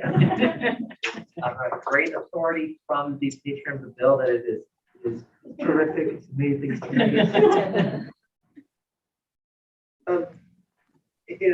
To Ms. Mitchell, to your point, our council of councils has told me that there is no way really, and so has Tracy, to put what I loosely call protective language in code so that this can't happen. But I think we should try to figure out how to do something, because otherwise, yeah, I think this is going to keep happening. And I'd make two other points. I may not have been totally enamored with the original legislation, but it's there. And I think to start carving off now specific expenditures in an environment where we actually have a pretty good record and I think committed to maintaining that record of multimodalism. A, it's not necessary. B, it may be counterproductive. And C, there are better approaches to achieve the objective. And I'm very interested in having us continue to work with Delegate Rowan on her. Well, and one more thing I should add is, what we forget is that we have a credit rating we're trying to keep. And the more the General Assembly tampers with our enabling legislation, the more what the credit agency believes is that we may not have, too much control over how our finances are spent. We have a AA credit rating. Is that right? Is that correct? AA plus. AA plus, which is as high as it can get in for this type of organization. But when in 2018 the money was removed from Metro, that was one of our big concerns, because we have been told that when you may not have control over how your money is moved, removed, played with, then you could lose your your high credit rating. We were kind of warned of that. We knew that already. If we keep down this path, we're going to mess with our credit. They're going to mess with our credit rating, and that's wholly unacceptable. So anyway, and can be included in the letter. And can be included in the letter. Yes, that was for Ms. Baynard's. Made the note. All right, wonderful. All right. Random. And This doesn't go in the letter, but I will invoke Thomas Jefferson and say eternal vigilance is the price of liberty. Amen. We want our independence, we got to remain vigilant. Amen. I agree. So we'll go down this year again, Monica, Tracy, and David will hit the speaker's office for an hour and never speak to them. Like we've done in the past, but okay. I have chocolates in the room. Don't tell me that, I will come find you. All in favor, please say aye. Any opposed? Aye. And we have, and how many abstentions? Do we have abstains? I'll abstain. Ms. Watts, are you abstaining or are you voting aye? Or nay? I've never faced this before. I honestly don't know. I guess since Senator Boysko is abstain. No, I'm sorry. I'm going to vote aye. No, Okay. this one, no. Okay. That's the only one I've ever seen, man. All right, we have two abstentions and voice go this and this. Thank you. Wonderful. Ms. Bader, do you have anything else you'd like to add? No, I guess I would just sort of give you an overview. This is not going to be a happy statement either, but I just want to give you all a heads up. The discussions about what to do with fuel revenue and taxes on fuels continues. There are at least 3 bills so far that either would suspend for a year the regional fuels tax or suspend for a year the state and the regional fuels tax. It is a bit unclear where this will all go. The secretary designee did talk about some priorities for the administration for transportation at the House Transportation meeting this morning. He spoke about trying to address the 30% leakage of aviation network service in Virginia, that being there's about 30% of air service that could be coming through Virginia that's not. The rail initiatives, he was positive about continuing that effort. The continued need to work on how to divert heavy truck traffic off of interstates, particularly I-81. Transit will have to adjust to a post-COVID world driven by performance measures, commercial space flight, DMV, and working with the chief transformation officer to bring additional innovation there. And on the fuel tax, his statement was, enough state and federal revenue exists to allow a temporary relief from high fuel costs. No details on what that particularly means. It may not mean exactly what we've seen in the bill so far, but that piece of the governor's campaign platform is still in play. Well, that wasn't even the governor's campaign platform. The governor was like, his was on new money. His wasn't on existing. I thought it was grocery. That's That as well. I have a question for Tracy. Yes. Has anyone invoked the discussion about the potential impact of this on bonded monies and our credit ratings as a state? Yes and yes, not only at the state level, but also, as you may know, Hampton Roads in particular, their Hampton Roads Transportation Accountability Commission, HR TAC, they have bonded extremely heavily, almost to the tune of $3 billion. And that's a combination of managed lane toll revenue, but also very much their regional gas tax or fuels tax. So those calculations are going on as we speak to run those numbers to make sure that the incoming administration understands the potential huge fiscal and credit rating challenge this is going to cause or could cause. All right, thank you. It's a rhetorical question, but I thank you for your answer. It's a great question. It's a great question. Thank you, Madam Chair. Ms. Baynard, I wanted to make sure that I understood it correctly. For example, this House Bill 297, the ones about the suspension of regional fuel tax. Yes. Am I correct in my understanding that we really don't know how that's going to unfold? I don't think we know on day 2 how the whole discussion around fuels taxes is going to get resolved now. I think there's a lot I think there's 58 more days to go and a lot of discussions between the House and the Senate, between the administration and the House and the Senate, between the 2 different caucuses in the House and the Senate. So we are literally at the first step of this, what's going to be a very long discussion. Thank you. Thank you, Madam Chair. Madam Chair, I have a question for Senator Boysko, just on behalf of the Senate folks. Do you know if the members of the Senate Finance Committee are basically in agreement that we're not going to, more or less defund multimodal transportation in Northern Virginia, especially since we have, the chair is from Northern Virginia. But can you give us any sense of the Senate right now? Delegate Rome, Madam Chair, I would say that you have put your finger on it, that most people recognize in the Senate that in order for our economy to be successful, that we have to have a working transportation system, and funding is an essential part of that. If my memory serves me correct, and Tracy can correct me, I believe that we've had some bipartisan support for the most recent change in the gas tax. So it's not even necessarily a partisan issue. I would expect that the people who have been serving understand this and would come to a conclusion that we don't need to be reducing the gas tax at this point. Would you not agree that,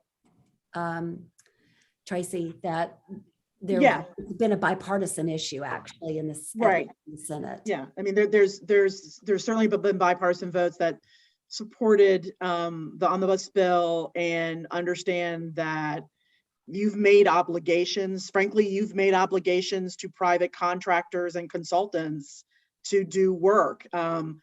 Virginia was an outlier along with a couple of other states in that during the true shutdown over COVID, we kept all our projects moving. And that was a lot of jobs and a lot of people who were working. And that is, as you can imagine, the industry is quite concerned about how far this discussion will go. Mr. Delegate Watts? I would offer this additional perspective, following on my comment last meeting that 53% goes for maintenance. Yep. Also specific amounts that go to transit, to airports, and to ports, and particularly the ports infrastructure, which fortunately has been under significant modernization, which has put us in a very good position on the worldwide supply chain issue.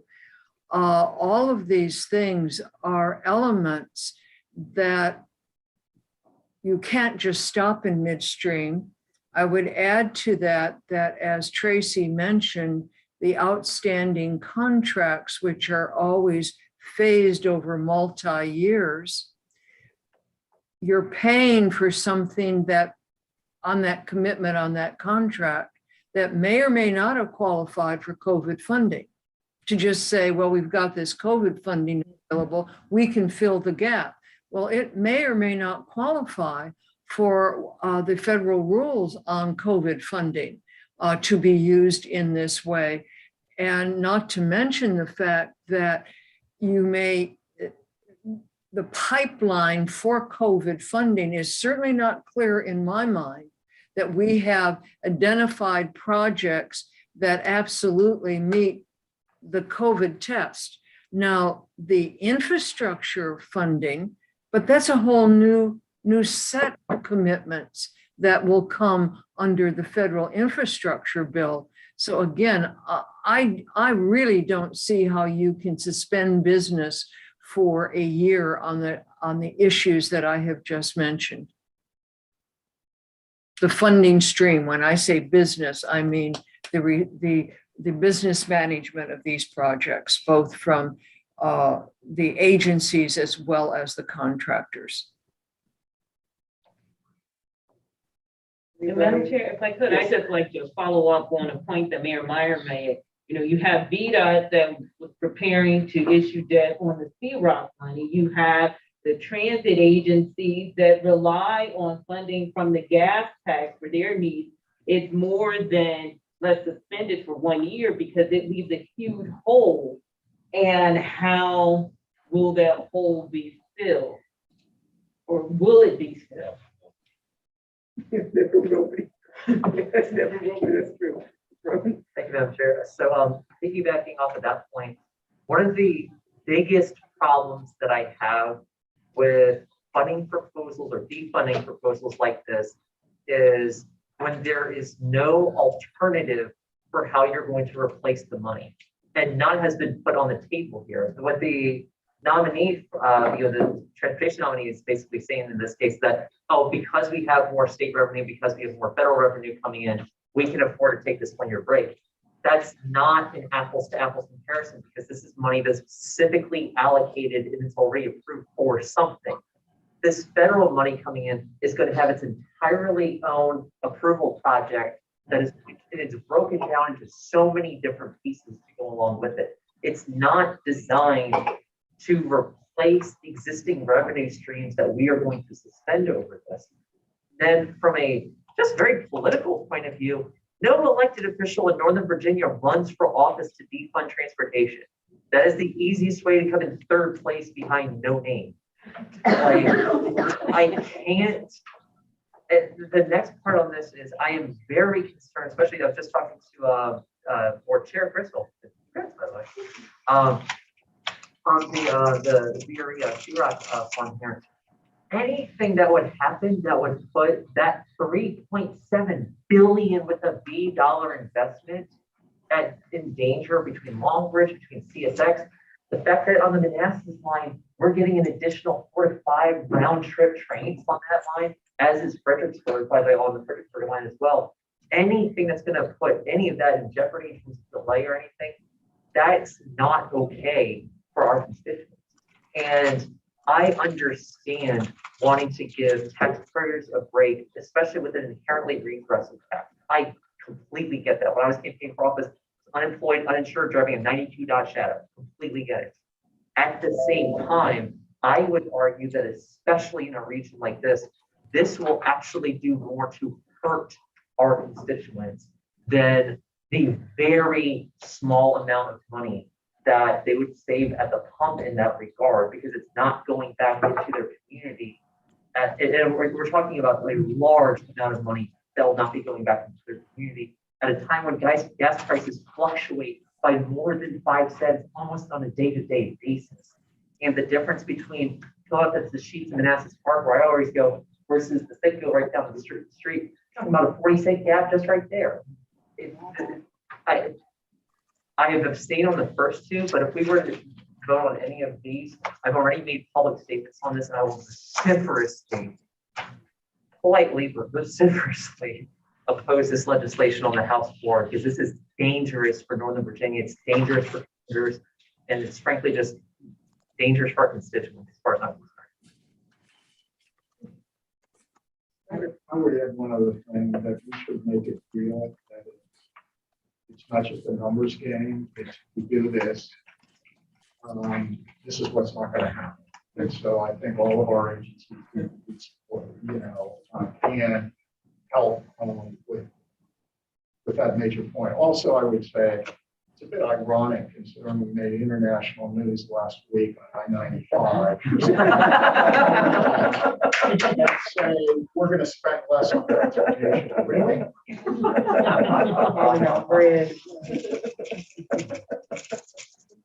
That's pretty good. And very good. And very good. Okay.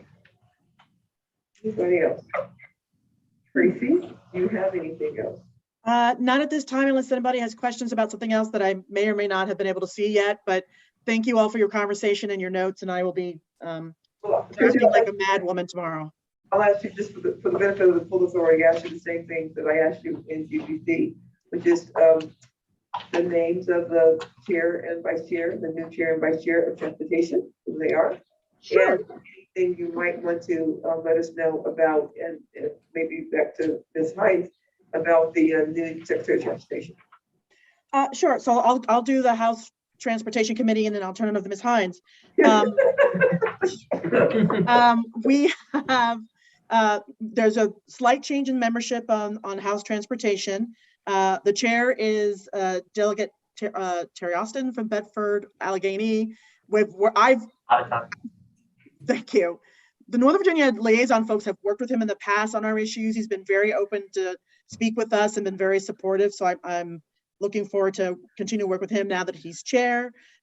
Once again, Northern Virginia has the vice chair of seat in House Transportation. This time it is Delegate David LaRocque from Loudoun County. The other Northern Virginia members are Delegate Murphy, Delegate Delaney, Delegate Watts, Delegate Reed, Delegate Subramaniam, who is new, and Delegate Shadow Herring, who comes back after being the majority leader. Delegate Rome and Delegate Helmer are no longer on the House Transportation Committee. So we did lose those two. There were a lot of committee shakeups. Push away what you fear. So I said you push away what you fear. So the secretary designate is Jeff Miller, who's currently serving on the TPD. He is from the Hampton Roads area. He was originally a Governor McDonald appointment to the CTD where he served, I think, close to a full term. When Terry McAuliffe came in, there was a thing going on with the road down in Hampton where there'd been a lot of mismanagement of money. He basically swept most of the CTB out. So Shep left under those circumstances. The law has since been changed that CTB members cannot be swept out except for cause. But Shep was appointed by Governor Northam about somewhere between 16 and 18 months ago. He's a very successful businessman, retired. He was active in setting up HR TAC when that was done, in the 23-13 timeframe, and 2013, sorry. So he has experience with that authority, which we all know is quite different from our authority. And the politics down there are cutthroat between jurisdictions, whereas we work in a very collegial manner. He was quite active. Pardon me? At